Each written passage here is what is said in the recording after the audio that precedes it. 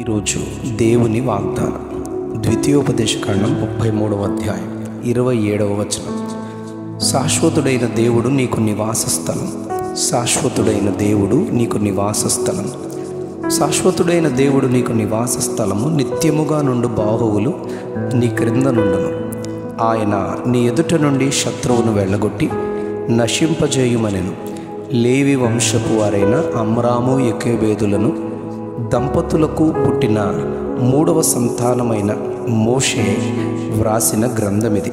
ఫరో దినాలలో ఐగుప్తులో నున్న శాసనము పుట్టిన మగపిల్లలైన వారిని చెరలో దాస్యములోనున్న ఇశ్రాయేలు ప్రజల యొక్క పిల్లలను నిర్దాక్షిణ్యముగా చంపి నైలు నదిలో పడవేయమని ఫరో చెప్పడం జరిగింది. ఈ పరిస్థితుల మధ్య సుందరుడై పుట్టిన మోషేను కనిన వీరు 3 నెలలు దాచిపెట్టి ఇక దాచలేక జమ్ము పెట్టి తయారు చేసి దానికి కీలు పూసి దానిలో బిడ్డను పరుండబెట్టి నైలు నదిలో రాకుమార్తె స్నానము చేయుచున్న చోటికి ఆ బుట్ట వెళ్ళేటట్లుగా చేస్తారు. చిన్నారి బాబుని స్వరము విన్న రాకుమార్తె తీసి సుందరుడై ఉండుట గమనించి నేను ఈ శిశువును పెంచెదను అనే నిర్ణయం చేసుకుంటుంది. మిరియాము అనగా మోషే అక్క వెళ్ళి పాలిచ్చు తల్లిని దాదీని మీకు తెచ్చెదను అని చెప్పి కన్న తల్లి అయిన యోకెబెదును తీసుకుని వెళ్తుంది. రాణి ఈ శిశువును నా కొరకు పాలిచ్చి పెంచు, నీకు జీతం ఇచ్చేదనని చెప్తుంది. అలా మోషే పెద్దవాడవుతాడు. దేవుడే మోషేతో మండుచున్న పొద నడుము నుండి మాట్లాడి ఇశ్రాయేలును తన ప్రజలను బానిసత్వపు కొలిమి నుండి వెలుపలికి నీవే తీసుకుని రావాలి అని దేవుడు మాట్లాడిన స్వరం వింటాడు. మోషేకు ఇశ్రాయేలు ప్రజల యొక్క బాధ్యత, వారిని విడుదల చేయవలసిన పనిని దేవుడు అప్పగిస్తాడు. ఈ ధ్యాన వాక్యంలో 33వ అధ్యాయం ద్వితీయోపదేశకాండం మోషే తన 120 సంవత్సరాల వయసులో చనిపోవుటకు ముందు ఒక ప్రవక్తగా ఇశ్రాయేలు 12 మంది పిల్లలను పిలిచి ఒక్కొక్కరితో వారి యొక్క భవిష్యత్తులోని దేవుని దీవెనలను వారి మీద పలుకుతారు. రూబేనుతో చావక బ్రతికి లెక్కింపలేని మంది అవుతావు అని దీవిస్తారు. యూదాతో నీ మనవి ఆయన విని నీ శత్రువులకు విరోధముగా ఆయన సహాయుడగునని అంటారు. లేవితో ఊరీము తుమ్మీముతో దేవుని సన్నిధిలో ధూపము వేస్తూ బలిపీఠము మీద సర్వాంగ బలిని అర్పిస్తారని చెప్తారు. బెన్యామీనుతో దేవునికి ఎంతో ప్రియుడు అని చెప్తారు. యోసేపుతో ఆకాశపు మంచు, అగాధ జలము, సూర్యుని వలన కలుగు శ్రేష్ఠ ఫలాలు, చంద్రుని శ్రేష్ఠ ఫలాలు, పురాతన పర్వతముల శ్రేష్ఠ ఫలాలు, నిత్య పర్వతముల శ్రేష్ఠ ఫలాలు, సంపూర్ణ భూమి ఫలించు శ్రేష్ఠ ఫలాలు యోసేపు తల మీదికి ఆయన దీవెనగా వచ్చును అంటారు. ఎఫ్రాయిము మనష్షేలతో 10,000 వేలుగా మీరు ఉంటారని దీవిస్తారు. జెబూలూనుతో నీవు వెళ్ళు స్థలమందు సంతోషిస్తావంటారు.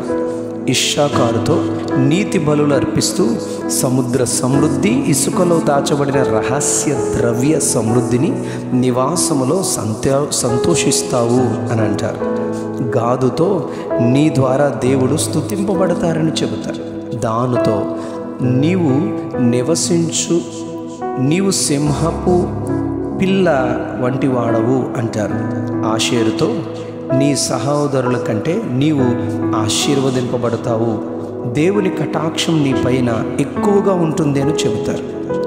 ఈ విషయాలన్నీ ద్వితీయోపదేశకాండం 33వ అధ్యాయంలో దేవుడు 34వ వచనం వరకు అధ్యాయం వరకు ఈ విషయాలన్నీ ఆయన తెలియచేస్తారు.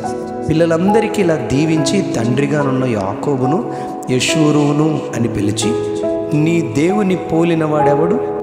ఆయన నీకు సహాయము చేయుటకు ఆకాశ వాహనమెక్కి వచ్చును, మహోన్నతుడై మేఘవాహనుడగును. ఆయనే నీకు నివాస స్థలము, ఆయనపై నీవు నివసిస్తావు. ఆయన చేతులు నిన్ను మోస్తాయి, ఆయన నిన్ను కప్పియుంచును. ఆయనే నీ శత్రువును వెళ్ళగొట్టి నశింపచేయుమరును. నిర్భయముగా నీవు నివసిస్తావు. ఇశ్రాయేలు నీ భాగ్యమెంత గొప్పది, యెహోవా రక్షించిన నిన్ను పోలిన వారెవరు? ఆయనే నీకు సహాయకరమైన కేడము, ఔన్నత్యము కలిగించు ఖడ్గము, నీ శత్రువుల ఉన్నత స్థలములను త్రొక్కుతావు అని దీవిస్తారు. యెషయా గ్రంథం 43వ అధ్యాయం 1వ వచనంలో, 46 1వ వచనంలో, నిన్ను సృష్టించినవాడు, నిన్ను నిర్మించినవాడు, తల్లి ఒడిలో కూర్చుండినది మొదలుకొని తల్లి గర్భములో పడినది మొదలుకొని పేరు పెట్టి పిలిచిన వాడను నేనే అని చెబుతూ 89వ కీర్తన 34వ వచనంలో, నా నిబంధనను, నా పెదవులతో పలికిన మాటను నేను మార్చను, నీ సంతానము శాశ్వతముగా ఉండునని చెబుతారు. 90వ కీర్తన 1వ వచనంలో మోషే అంటాడు, ప్రభువా, తరతరముల నుండి మాకు నివాస స్థలము నీవే అని చెబుతారు. నిర్గమాకాండం 25వ అధ్యాయం 8వ వచనంలో, 29వ అధ్యాయం 45వ వచనంలోనూ, నేను వారిలో నివసిస్తాను, నాకై నిర్మించు పరిశుద్ధ స్థలములో నివసించి వారికి నిత్యము దేవునిగా ఉంటాను అని వాగ్దానం చేస్తారు. సామెతల గ్రంథం 18వ అధ్యాయం 10వ వచనంలో, నేను వారికి బలమైన దుర్గముగా ఉంటాను, వారు నా నీడలో సురక్షితముగా ఉండడానికి నీతిమంతులుగా పరుగెత్తుకుని నాలోనికి వస్తారు అని చెబుతారు. అవును, ఇశ్రాయేలుకు యెషూరూను అనే దేవుడు ప్రేమతో ప్రియమైన సరైనవాడు అని పేరు పెట్టుకున్నాడు. తన ప్రజలకు ఆయనే శాశ్వతమైన నివాసంగా ఉన్నారు. ఈ శాశ్వతుడైన దేవుడే ప్రకటన గ్రంథం 21వ అధ్యాయం 3వ వచనం ప్రకారం ఆత్మీయ ఇశ్రాయేలుగానున్న మనకును శాశ్వతమైన నివాసముగా ఉండునుగాక. Amen, amen, amen. శాశ్వతుడైన దేవుడు నీకు నివాస స్థలం. శాశ్వతుడైన దేవుడు నీకు నివాస స్థలం. ఆమెన్.